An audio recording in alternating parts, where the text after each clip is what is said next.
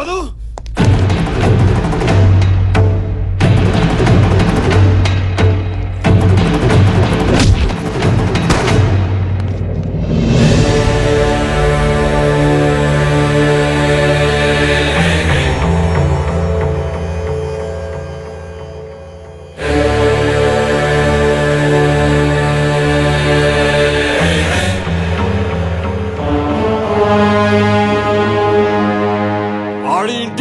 చంపాడు. 25 సంవత్సరాల క్రితం ప్రాణం లేకుండా పుట్టిన నా బిడ్డని వీడెలా చంపుతాడ్రా?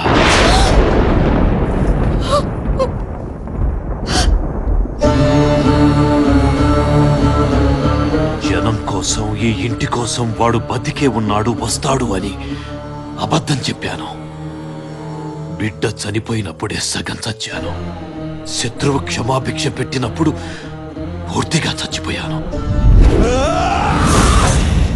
వీరుడిగా 25 ఏళ్ల తర్వాత వస్తాడన్న నీ కొడుకు రావాలి. వాడిని నరికి నీ చేతి తలకురివి పెట్టిస్తా. అప్పటి వరకు నిన్ను చావనివ్వడం, నేను చావను. ఒకవేళ పౌరుషంతో నువ్వు చస్తే నీ ఇంట్లో ఎవరు బతకరు.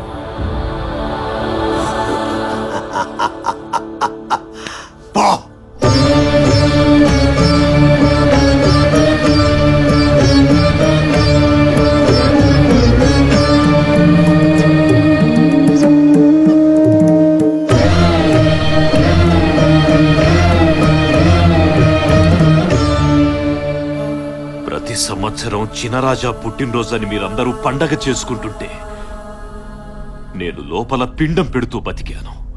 దేవుడు ఏదో ఒక రూపంలో వస్తాడన్న నమ్మకంతో అబద్ధం చెప్పాను.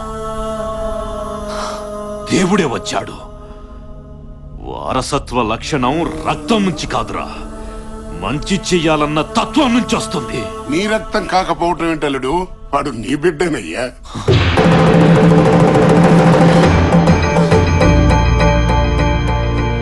ఆనాడు నా బిడ్డ బాధ చూడలేక నేను చెయ్యరాని తప్పు చేశాను.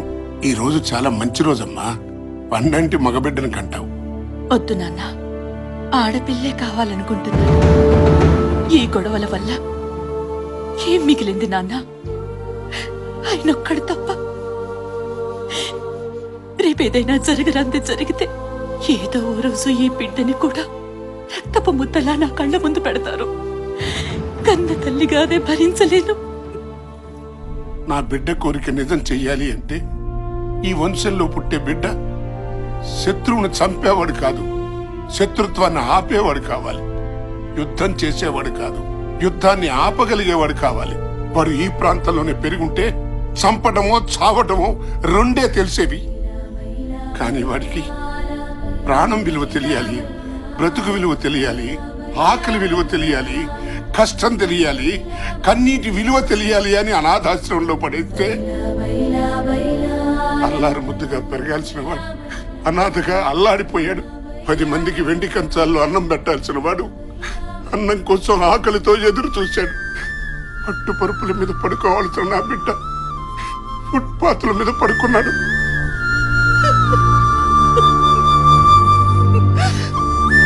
ఇవన్నీ చూసి గుండె పగిలేలా ఏడ్చాను. మానవ మాతృడెవడు నువ్వు పడ్డ కష్టాలు పడలేడురా. నువ్వు 0తో మొదలై 100 దాకా ఎదగాలనే ఇవన్నీ చేశానురా. కానీ ఏనాడు నిన్ను వదిలిపెట్టలేదు. ఆఖరికి ఆడబిడ్డతో సహా నిన్ను కాచుకునే ఉన్నావు. నన్ను క్షమించరా.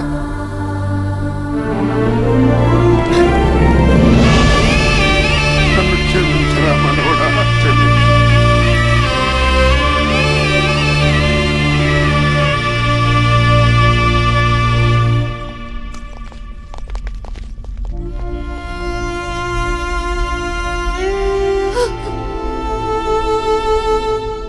అసలు మగ పిల్లలే వద్దనుకున్న నువ్వు జనం కోసం చంపో లేదా చావు అనటానికి నీలో నువ్వు ఎన్నిసార్లు చచ్చిపోయి ఉంటావమ్మా.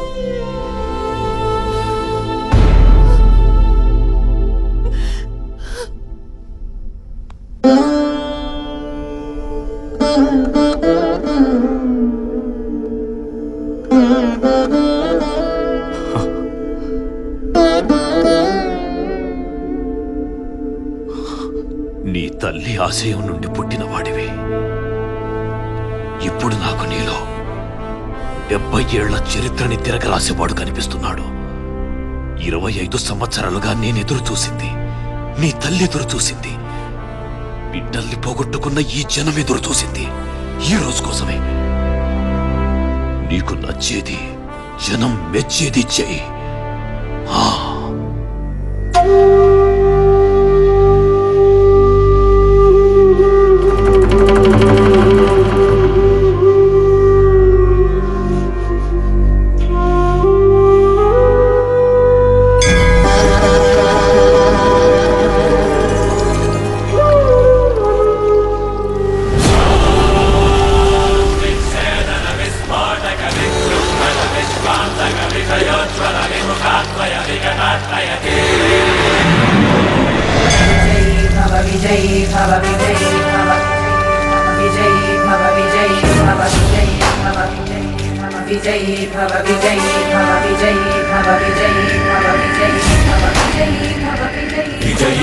विजयी भव विजयध्वज श्रीसिंह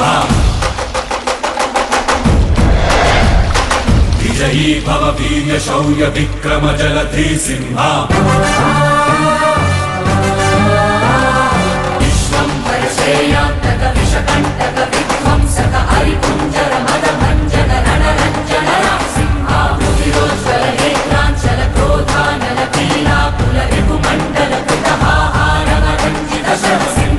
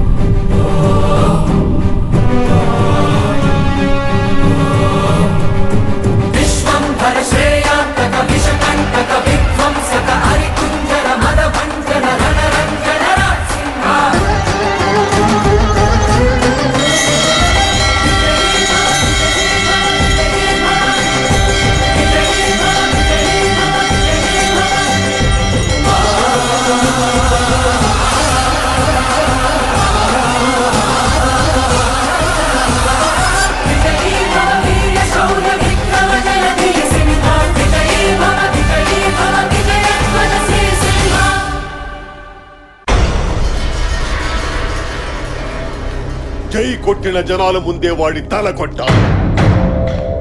వాడికి ఒత్తాసు పలికిన ఒక్కడు కూడా మిగిలకూడదు. ఆడా మగా తేడా లేకుండా అడ్డంక అందరిని నరికేయండి.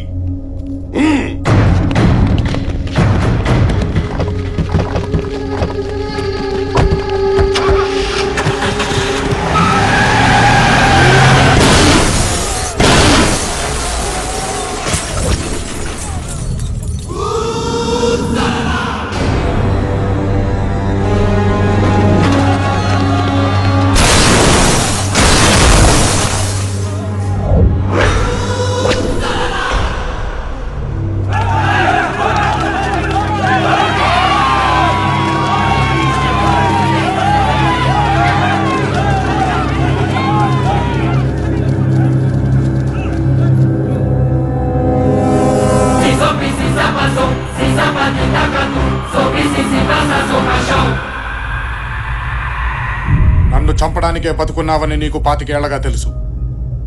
నిన్ను చంపడానికే పుట్టానని నాకు గంట క్రితమే తెలిసింది. 25 ఏళ్ల నీ పగ, 25 ఏళ్ల నా పెంపకం వచ్చి నీ ఇంటి ముందు నిల్చుంది. నా కుటుంబంతో, నా జనంతో పాటు వచ్చా. నీ పతనానికి మొదలిదే, ఈ పంతాలకు ముగింపు ఇదే. కెలకొద్దు అంటే నీ ఇంటికొచ్చేదాకా కెలికావు.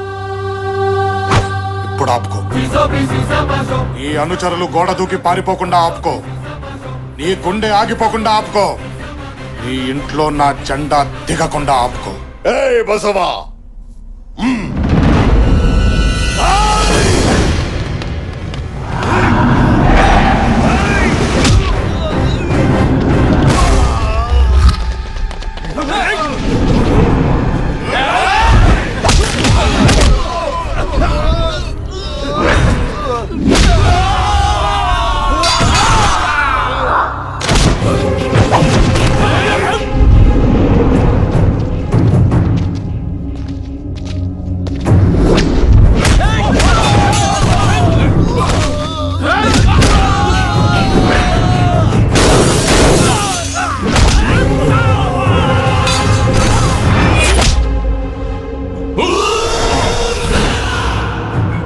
ముసలోడు నరకాల్సింది వెనక నుంచి కాదు, ముందు నుంచి. ఎక్కడుంది దమ్ము? నరుకో నరుకో నరుకురా!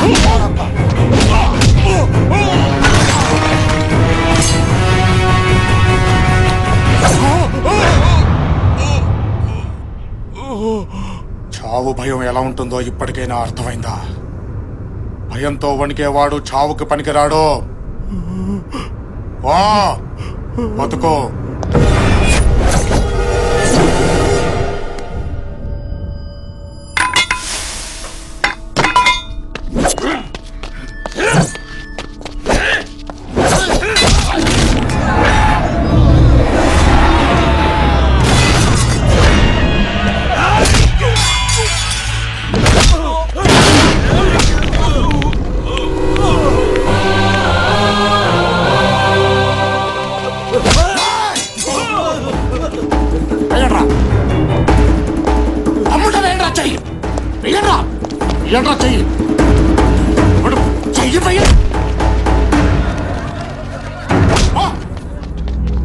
ఎవరా ఇంకెవరా టచ్ చేసా మొగాడు?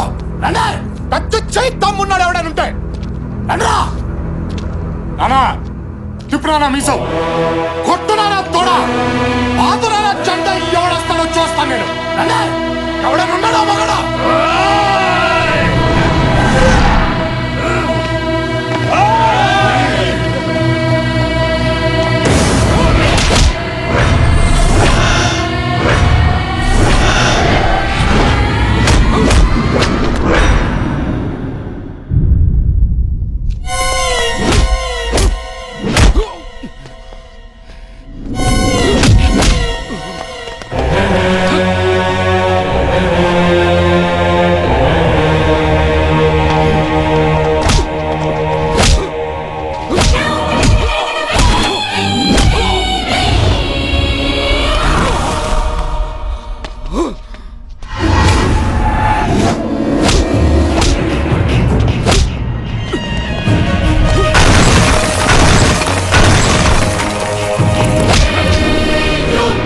సింబల్ కాదురా, సిస్టమ్ బ్రేక్ అవ్వాలి.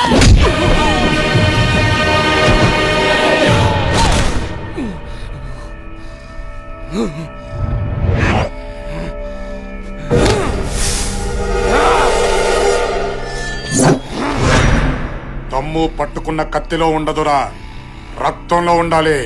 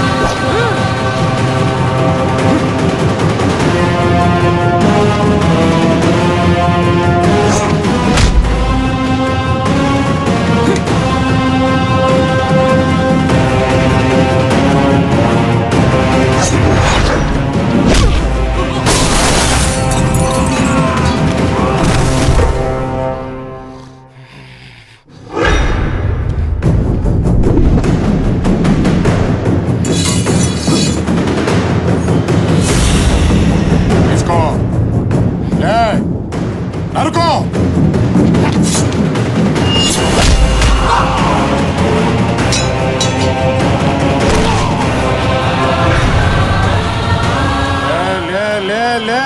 తీసుకో నరుకో.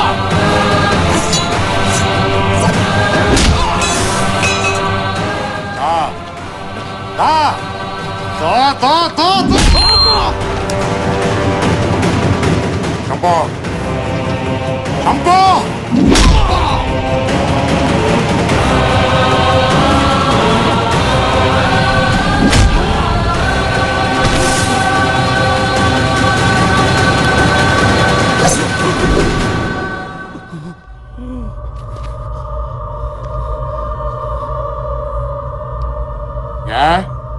కడుపు తీపి గుర్తొచ్చిందా?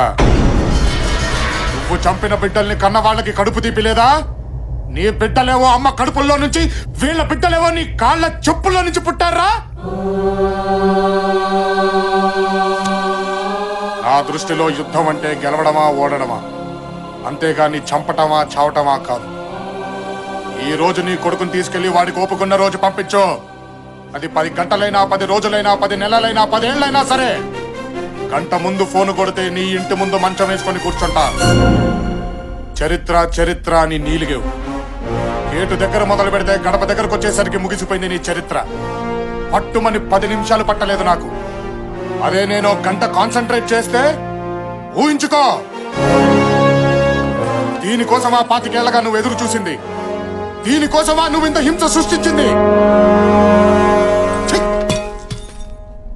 బతుకంటే ఇది కాదు. నలుగురికి అన్నం పెట్టు.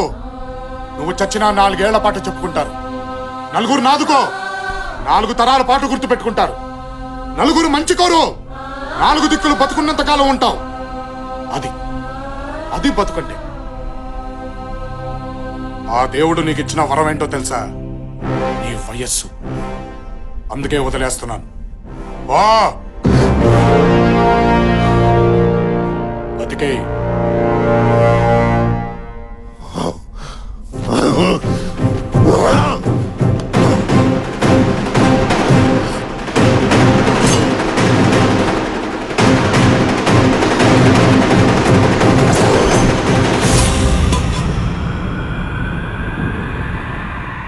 ఏంట్ల నా జీవితంలో ఓటమి చూసా, గెలుపు చూసా, చావుల్ని చూసా.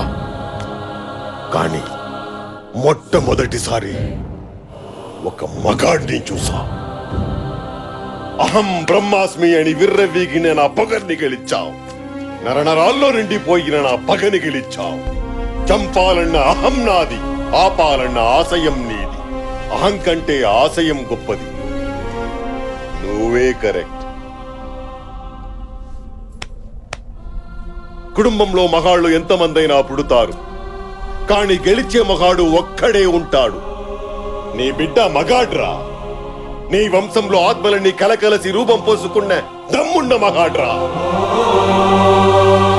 ఈ ప్రాంతంలో సమస్య ఉందంటే 100 మందిని ఒక్కడొచ్చి అడ్డసుడిగా ఢీకొట్టాడు చూడు, అది నాయకుడి లక్షణం. అది చూసి ఈ జనాలు బ్రహ్మరథం పడుతున్నారు చూడు, అది నాయకత్వ లక్షణం. ఇలాంటి నాయకుడి జెండా మన ఇంటి ముందే కాదు, జనం ఇంటింటా ఎగరాలి. పాతండ్రా జెండా, ఎత్తండ్రా నాయకుణ్ణి.